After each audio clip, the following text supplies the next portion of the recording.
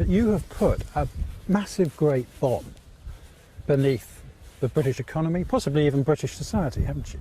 There's no bomb beneath the economy. Let's get real. Nowhere else in the world do we pretend that we have to have political union in order to buy and sell goods and services from each other. It's complete and utter rubbish. It's an outdated model. It's not fit for the 21st century. So on the economics of it, I believe we can do far better. As far as society is concerned, well, perhaps there's been a bomb put under the Conservative and Labour parties, but quite right too. You know, they have both agreed we should be part of this. The British people have said we shouldn't be part of this. That's why you're now seeing political collateral damage. Your wife is German, your children are half German. Do they not say to you, you've taken away our right to live and work wherever we want in this continent? I mean, that's what people are saying in the UK, that they've been something has been taken away from them at the moment when you say the country has been taken back. Well, the country has been taken back. We can now make our own laws, have our own courts, control our own borders, and, crucially, choose our own friends globally to do special deals and trade deals with. I suspect quite a lot of young people right at the moment do think something's been taken from them. That's what they've been encouraged to believe. I think in time they'll think we've gained something. Hello. Good, nice to meet you. These Welsh workmen, preparing for thousands of visitors, tried to make light of the current turmoil. You voted to stay? You did, yeah. I don't like change. You don't like change? No. What if it's for the better? We had a bit of an interesting one, whereas my wife wanted to stay and I wanted to leave, so we counteracted each other and didn't bother voting. But Mr Farage says there will be no catastrophic job losses and no break-up of the UK either. But is losing Scotland a price worth paying for Brexit? Well, I don't think we will, and here's why. Is Nicola Sturgeon really going to hold a referendum against independence? Because that's what she'd be doing.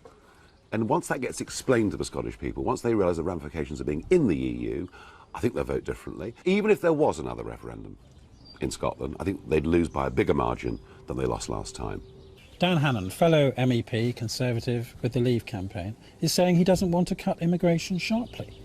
Is it actually going to happen, or have the people who voted Leave been sold a pup and been told that they can control immigration when in fact they can't? Well, we can control immigration. All we need is a Conservative Party government with the will to do it. And to hear someone like Dan Hannan effectively selling out, or potentially selling out already, worries me greatly. We voted to take back control of our country and its borders. There have been signs saying refugees not welcome. There have been anti-Muslim remarks made. Are you going to condemn those? Because it's as if you have unleashed a deeply unpleasant strain of British society that sees the referendum result as the reason to come out and be proud of their views. Well, the real prejudice has been the prejudice that's been there for a decade or more against anybody that dares stand up against the establishment, anybody that dares to say we shouldn't be part of the European Union, and anybody that thinks we should even question immigration as an issue. But you do accept that there's something nasty in the woodshed that is coming out because of what happened last week. Racist remarks, Poles being berated, Muslims being verbally criticised. I think there's nastiness on both sides, and I think what we've got is an atmosphere post the referendum of very, very heightened feelings. And you don't bear any responsibility for that? And some bad things being said on both sides. But you don't bear any responsibility for that? Well, I've never, ever encouraged or condoned behaviour like that, and I never, ever would. Nigel's worried he hasn't got his country back.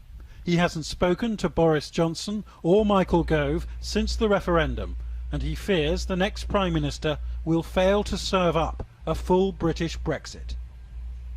I don't care who the next Conservative leader is, as long as it's somebody who will hold faith with that referendum result. And I think over the next week or two, we will see the names coming forward and we will see precisely... But is Boris Johnson your favourite candidate to be the next Prime Minister?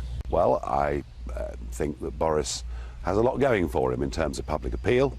But perhaps some of the things he's been saying over the last 48 hours indicate there might be a slight softening of his position. What's he been saying that worries you?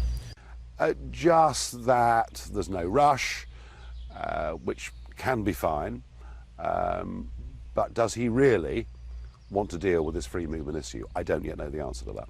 I'm worried that's being used as a smokescreen to do a different kind of deal with the European Union that would keep us within free movement, and I'm pretty cautious about some of the motives of those who are saying we should take our time. It sounds as if you smell betrayal in the air, and that maybe over the 17 million people who vote leave won't get what you had in mind. I'm nervous. I'm nervous. I'm more nervous than I was on Friday morning. I'm beginning to hear noises. I'm beginning to detect there may be some backsliding, and I do not find that acceptable.